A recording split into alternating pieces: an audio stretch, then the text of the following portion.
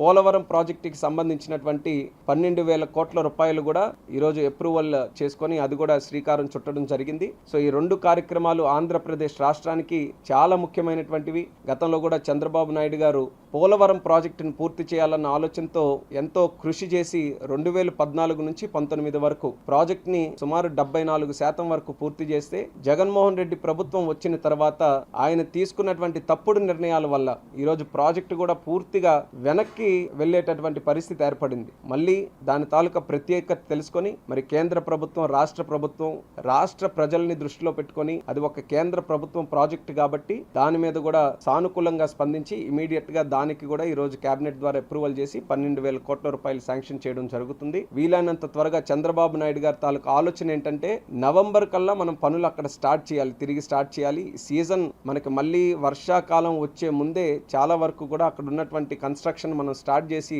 Progress ని మనం ముందుకు నడిపించాలనే ఆలోచనతో చంద్రబాబు నాయుడు గారు కూడా పెద్ద ఎత్తున ఆ యొక్క ప్రాజెక్టు మీద కూడా మళ్ళీ తిరిగి దృష్టి పెట్టడం వల్లే ఇవన్నీ కూడా సాధ్యమయ్యాయని కూడా ఈ రోజు గర్వంగా ఈ సందర్భంగా తెలియజేసుకుంటున్నాను.